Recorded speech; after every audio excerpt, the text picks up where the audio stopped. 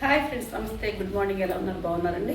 ఈరోజు పొద్దున్నే పిల్లలు చికెన్ తీసుకొచ్చాను. చక్కగా చిన్న బాయిలర్ తెమ్మంటే పెద్ద బాయిలర్ తీసి ఈరోజు మాటలకు తెల్లగా మంచిగా అనిపించిందండి. పసుపు ఉప్పు కారం వేసుకొని ఈ విధంగా కలిపి ఒక 10 నిమిషాలు అయినట్టు ఉంచుకున్నానండి. ఇదిగోండి చక్కగా అల్లం వెల్లిపాయలు జీలకర్ర చక్కగా మెత్తటి పేస్ట్ పట్టుకున్నాను. 3 గుడ్లు తెచ్చడం గురుమురు. ఇదిగోండి 4 ఉల్లిపాయలు పోసుకున్నాను. చక్కగా నీటికి కడుక్కొని కాసిన పచ్చిమిరపకాయ ముక్కలండి. ఇప్పుడు మనం ఆయిల్ పెట్టేసుకొని కూర తాలింపు వేసేసుకుందామండి. ఇదిగోండి చక్కగా నూనె కాగిందండి. ఫస్ట్గా ఎల్లిపాయ అన్నం వేసుకున్నాం కదా, ఈ పేస్ట్ వేసేసుకుని ఎర్రగా వేయించుకుందామండి.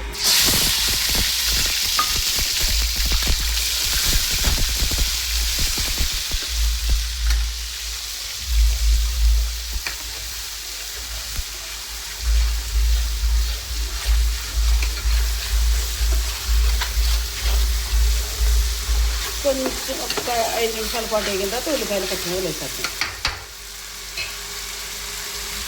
ఇదిగోండి అల్లం వెల్లిపాయలు వేగినాయండి. ఇప్పుడు పచ్చిమిరపకాయలు వేసుకుందాం.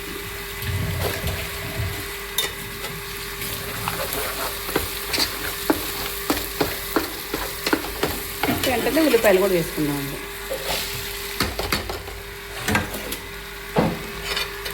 చక్కగా దగుడు మంట కాక చిన్న మంట పెట్టుకొని చక్కగా చిన్నగా మగ్గనిచ్చుకుందామండి.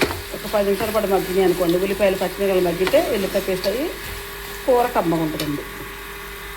ఇదిగోండి చక్కగా అల్లం వెల్లిపాయలు పచ్చిమిరకాయలు ఉల్లిపాయలు చక్కగా ఎర్రగా చక్కగా మగ్గినాయి కదండి.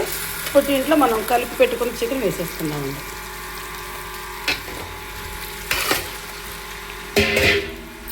చక్కగా ఉల్లిపాయ ముక్కలు పచ్చిమిరకాయ ముక్కలు చికెన్ ముక్కలు మొత్తం కలిసేటట్టుగా మనం తిప్పుకున్నాం. ఇప్పుడు ఇదిగోండి చక్కగా మొత్తం అన్ని రకాలుగా ముక్కలోనూ పచ్చిమిరకాయలు ఉల్లిపాయలు పేస్ట్ మొత్తం మంచిగా కలిపేటట్టు కలిపేసానండి.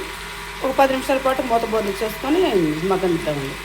ఇదిగోండి వెల్లిపాయలు అల్లం పట్టిన పేస్ట్తో ఉన్న నీళ్ళు కొద్దిగా ఒక్క చక్క వేసాను, నీళ్ళు కాకుండా చక్క చాలా వరకు మగ్గినాయండి. ఇప్పుడు సరిపడ నీళ్లు పోసుకుందామండి మనం.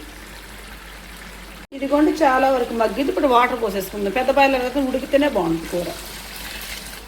చూసారా చక్కగా ఈ నీళ్ళని కూడా చక్కగా దగ్గర ఉడికింది అనుకోండి. కూర గుజ్జు గుజ్జుగా ఉంటుంది, కలుపుకోవడానికి బాగుంటుంది, తినడానికి బాగుంటుందండి. 10 మంది కలిసి ఇంట్లో గుజ్జుగా చేసుకుంటే బాగుంటుందండి. చూసారా నేను ఈ విధంగా పులుసు పోస్తాండి. కాసేపు ఉడకనిచ్చుకుందామండి. ఇది కూడా ఉడికిపోయింది కదండి. గుడ్లు తెచ్చారని చెప్పగా అవి అందులో వేస్తున్నాను చక్కగా. ఇప్పుడు ధనియాల పొడి కూడా వేసేసుకుందామండి. ధనియాల పొడి వేసేసి ఒక 10 నిమిషాలు ఉంచుకున్నాం అనుకోండి, చిక్కబడుతుందండి కూర.